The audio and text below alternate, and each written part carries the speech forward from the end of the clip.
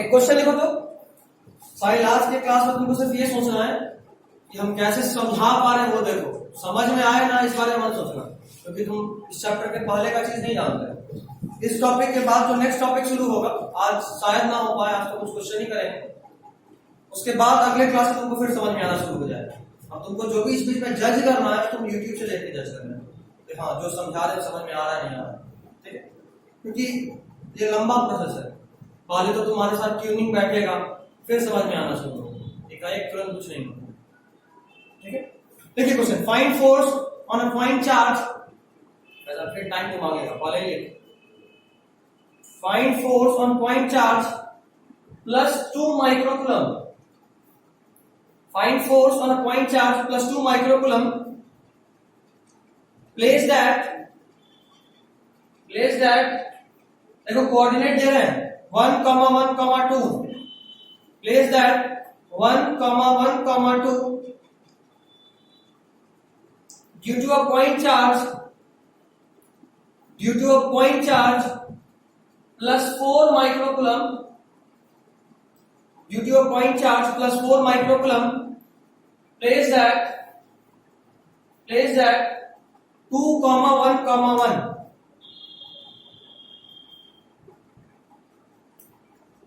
ठीक है। तो ये आपका क्वेश्चन है, देखो सीधा सॉल्व कर रहे हैं।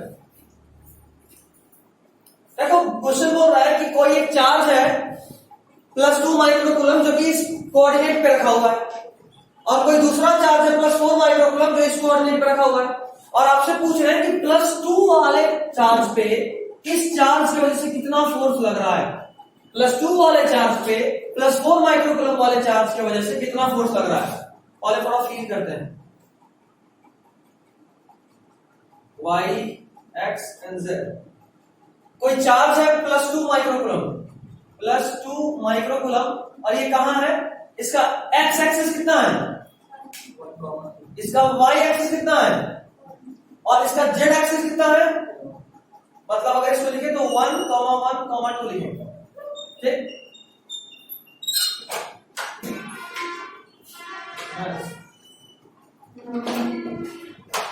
और दूसरा चार्ज कौन सा है, प्लस 4 माइक्रोकूलम का, और ये कहां प्लेस है, 2, 1, 1 पे, ठीक है। अब सीधा दिमाग में रखो, तुमको फोर्स निकालना है। फोर्स निकालने का फॉर्मूला क्या होता है,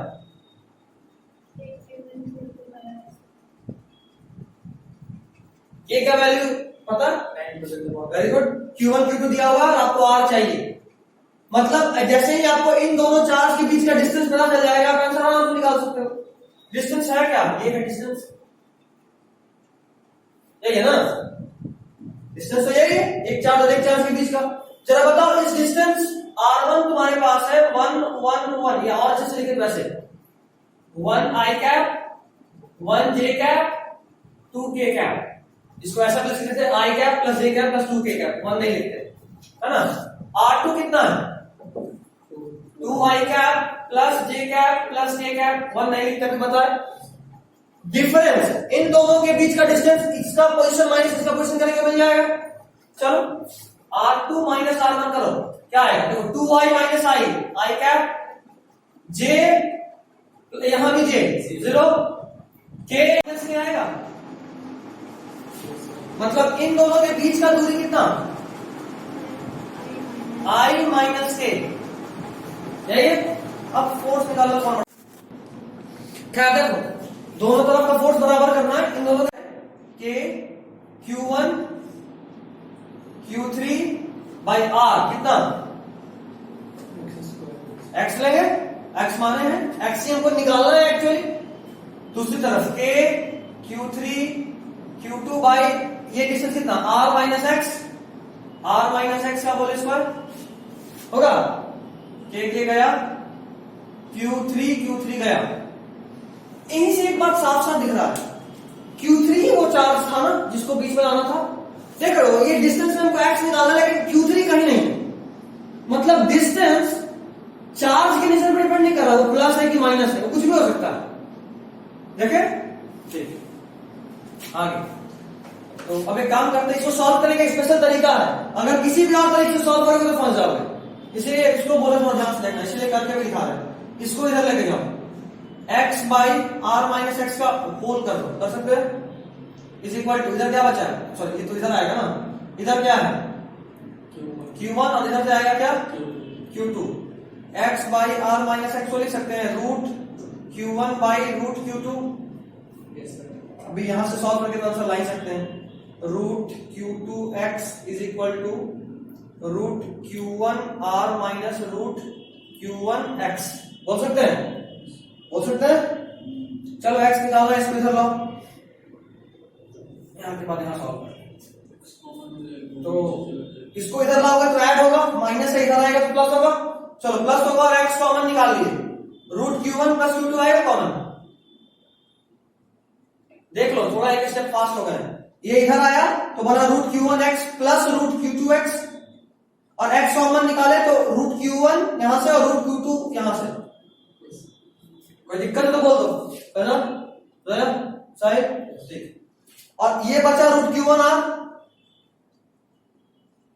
अब देखो ना x ही तो निकालना है, root Q1 by root Q1 plus root Q2 into जो पढ़े थे वही है। खास बात देखो, ये x कहां से डिस्टेंस है, Q1 से, ऊपर में क्या आया है Q। अगर यही तो मैक्स इधर से माने होता ना तो ऊपर में आना Q2, जो हम बताए, करके देख सकते हो घर पे, ठीक है। चलिए एक बार उतार लीजिए। अच्छा एक लाइन ये भी लिख लेना कि देख लो ये जो डिस्टेंस x है ये किसी भी तरीके से Q3 पे डिपेंडेंट नहीं कर रहा, ना तो Q3 के चार्ज पे ना ही Q3 के मैग्नीट्यूड पे, किसी भी तरीके से उस पर डिपेंडेंट नहीं है, तो लिख ही लेंगे x। हाँ x इज इंडिपेंडेंट ऑफ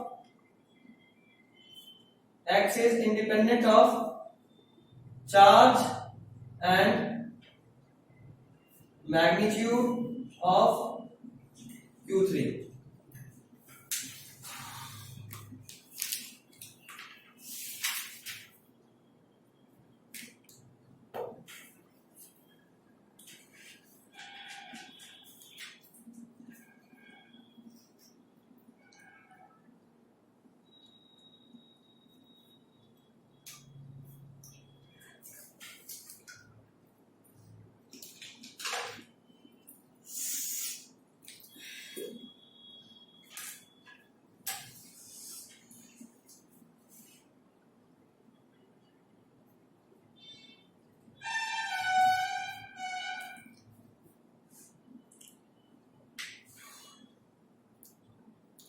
पर दानिश सर का रिजल्ट देखे ना बोर्ड का,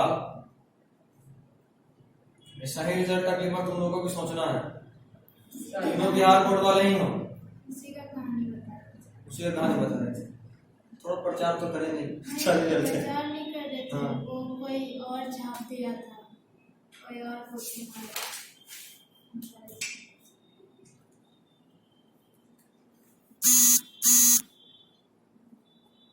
कुछ नहीं होता है, जिसमें एबिलिटी होता है चीज हमेशा उसी के हिसाब से होता है।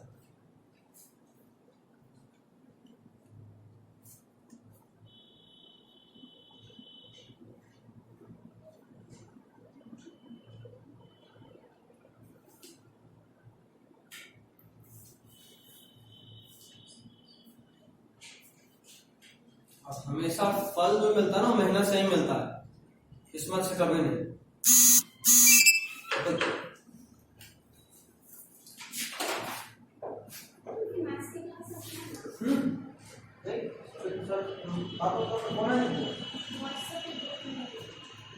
नंबर नहीं करता कॉल करो, मेरा बात हुआ बोले मेरा क्लास 3:30 तक बोले, आपको 3:30 बोली बात हुआ।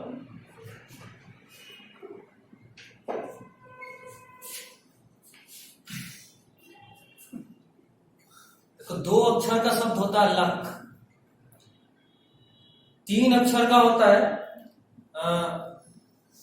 क्या लिख ले, पहले लिख ले। 3 अक्षर या 2.5 अक्षर का होता है भाग्य, और 3.5 अक्षर का शब्द होता है किस्मत। देखो क्वेश्चन है कि एक प्लस और एक माइनस। इसको याद रखने का सीधा तरीका होगा कि two charges of equal opposite sign. पिछले वाले केस में two charge of same sign, दोनों प्लस या दोनों माइनस, यहाँ ऑपोजिट। और इसके कहा है कि कोई तीसरे चार्ज Q3 को हमको लाना है। जरा बताओ कहां लाए कि इक्विलिब्रियम में रहे। एक बात दिमाग में रखो, बीच में तो नहीं ला सकते। एक बार फिर से दिखा देते हैं ऑन कैमरा कि बीच में अगर आप मान लो यहाँ पे प्लस Q3 लाए, अगर ये Q3 पॉजिटिव होता, अगर हमको नहीं पता क्या है, बट अगर होता तो ये पॉजिटिव पॉजिटिव रिपेल करता और ये नेगेटिव और पॉजिटिव अट्रैक्ट करता, मतलब किसी हालत में इक्विलिब्रियम में नहीं रहता। अच्छा, अगर ये नेगेटिव होता, अगर ये नेगेटिव Q3 होता और अगर होता तो ये वाला इसको इधर अट्रैक्ट करता और ये वाला इसको इधर रिपेल करता, मतलब फिर भी ये इक्विलिब्रियम में नहीं रहता। मतलब बीच में तो कोई ऑप्शन ही नहीं। इसको क्या करेंगे एज अ कंसेप्ट, इसको याद रखना। बोर्ड में भी एज अ कंसेप्ट ही यूज होगा सॉल्व करने से पहले, नीट में तो सीधा आंसर क्लिक करना है। तो सीधा ये दिमाग में रखना है कि इस Q3 को लाइन ज्वाइनिंग Q1 और Q2 के बीच में नहीं रख सकते, लेकिन ये लाइन ज्वाइनिंग तो ऐसा है ना, एक्सटेंड तो कर ही सकते हैं। तो इन दोनों के लाइन ज्वाइनिंग के बाहर रखेंगे, बाहर, और उस तरफ, उस चार्ज की तरफ जिसका मैग्नीट्यूड छोटा है, उस चार्ज, जैसे मान लो हम बोल रहे हैं Q1 का मैग्नीट्यूड ज्यादा है Q2 से, तो Q3 को किस तरफ रखेंगे? Q2 की तरफ। देखो यहां रखें, मान लो कि ये प्लस था, ठीक, अगर ये प्लस था तो ये वाला इसको अट्रैक्ट करेगा, है ना। फोर्स का फॉर्मूला क्या होगा? K Q2 Q3 by x, मान ली डिस्टेंस x स्क्वायर। अच्छा देखो, तो फोर्स दो चीज पे डिपेंड कर रहा है, एक तो Q2, क्योंकि Q3 से दोनों के लिए कॉमन ही होना है, तो एक तो चार्ज जो इसका है और बाई डिस्टेंस का स्क्वायर। यहां देखो डिस्टेंस कम है तो फोर्स ज्यादा होगा, लेकिन चूंकि Q2 का मैग्नीट्यूड कम है, फोर्स कम भी होगा।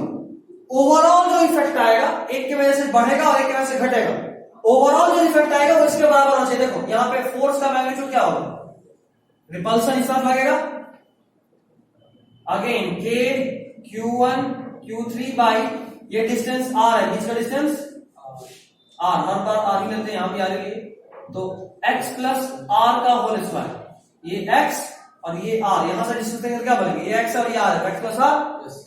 अब देखो डिस्टेंस बढ़ गया, R बढ़ा ना, तो फोर्स कम होगा, लेकिन Q भी तो बढ़ा है, तो फोर्स से बढ़ना भी होना चाहिए।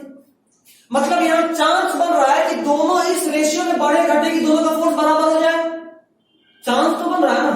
तो इक्विलिब्रियम में होने का चांस सिर्फ यही है, बाकी कहीं नहीं है, नहीं इधर नहीं। जिस तरफ छोट, अगर मान लो इधर रखेंगे तो देखो, अगर मान लो इधर रखें, तुम बोले तो देख ही लेते हैं, Q3 अगर रखें, देखो एक तो डिस्टेंस कम, ऑपोजिट में देखो तो कोई फर्क नहीं पड़ेगा, उससे फर्क नहीं पड़ता। साइन से एक खींचेगा या रिपेल करेगा, किसी भी एक तरफ फोर्स ज्यादा होगा तो इक्विलिब्रियम में नहीं रहेगा। हम वो भी करके दिखा देंगे, देखो प्लस Q3 रखे, देखो यहां पे एक तो डिस्टेंस भी कम है और चार्ज भी ज्यादा है, मतलब दोनों केस में चार्ज ज्यादा होने से फोर्स बढ़ेगा और डिस्टेंस कम होने की वजह से भी फोर्स बढ़ेगा। डिस्टेंस कम तो फोर्स ज्यादा, मतलब ओवरऑल फोर्स इतना ज्यादा होगा कि कोई हाथ नहीं है उसको बैलेंस नहीं कर सकता, समझे। देख रहे हो, दोनों ही केस में एक क्राइटेरिया की वजह से फोर्स बढ़ रहा है और एक क्राइटेरिया की वजह से फोर्स घट रहा है, तब जाके नेट बराबर होने का चांस बन रहा है। यहां दोनों क्राइटेरिया की वजह से फोर्स बढ़ेगा तो कोई चांस नहीं। अच्छा, अगर इसको तुम निगेटिव लेके सोच रहे हो ना, नेगेटिव लोगे तो क्या होगा? डिस्टेंस ज्यादा है, कम है तो फोर्स बढ़ेगा, और इस चार्ज का मैग्नीट्यूड भी ज्यादा है, तब भी फोर्स बढ़ेगा। अरे कभी भी x इसके साइन या मैग्नीट्यूड पर डिपेंड किया था, पिछले वाले केस में भी किया था, देखो नहीं किया था, तो फिर यहां क्यों करेगा, समझे। जो एक और नाम सुन, एक नाम सुन लो, जो भी नए चार्ज को हम लाते हैं ना, जो भी नए चार्ज को हम लाते हैं उसको बोलते हैं टेस्ट चार्ज। क्या बोलते हैं? Test charge. वहां टेस्ट मास था, यहाँ टेस्ट चार्ज है, तो टेस्ट चार्ज के मैग्नीट्यूड या साइन पे कोई डिपेंडेंसी ही नहीं है, तो क्या फर्क पड़ता है साइन पॉजिटिव या नेगेटिव करने से, समझे।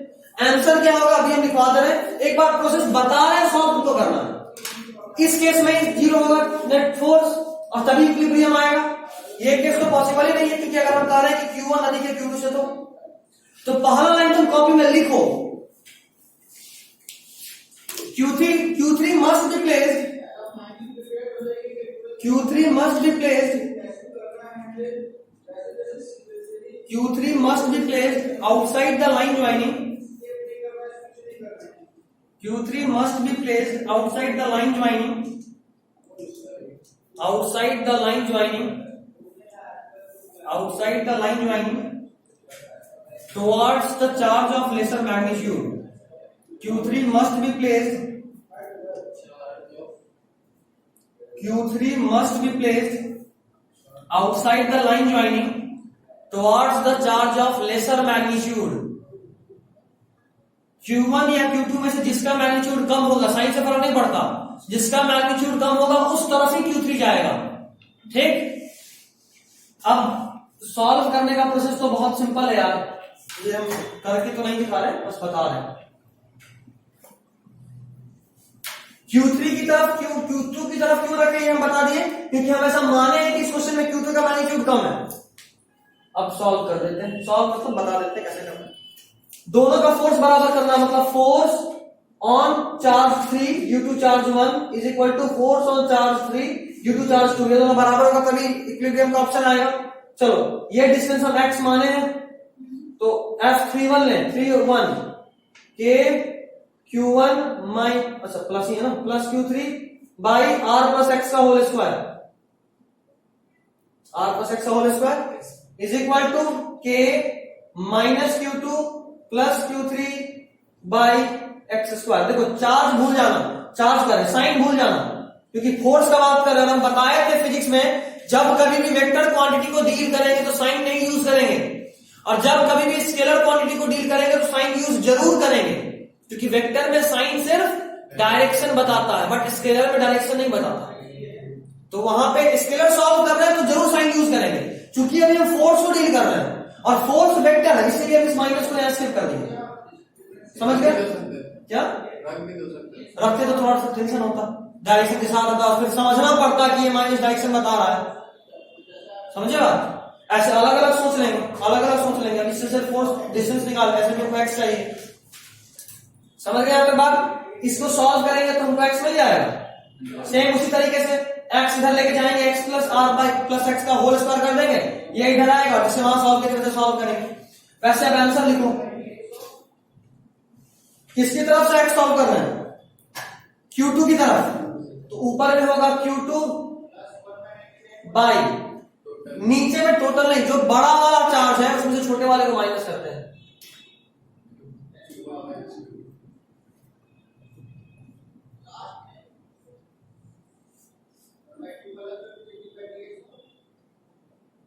मतलब डिफरेंस कुछ का नहीं आया, सब कुछ सेम है, बस वहां पे नीचे में दोनों का सम था पिछले वाले क्वेश्चन में, यहां दोनों में से का डिफरेंस है, जो बड़ा है उसमें से छोटे वाले को हटा दिए। अच्छा, अगर इसी क्वेश्चन में बोलते कि Q2 ने Q1 बढ़ा है, सॉरी Q1 ने Q2 बढ़ा है, तो आंसर होता रूट Q1, क्योंकि अगर Q1 छोटा होता, अगर Q1 छोटा होता तो इस चार्ज को किधर रखते, इधर रखते, तो बोलते रूट Q1 बाई बड़ा है Q2, तो root Q2 minus root Q1 into R। समझ गए? सीधा यही याद रखना है। ये सॉल्व करना कौन बड़ा बात है यार, लेकिन इतना टाइम चाहिए ना, ना टाइम होगा ना जगह होगा, तो याद ही रखना। हो गया?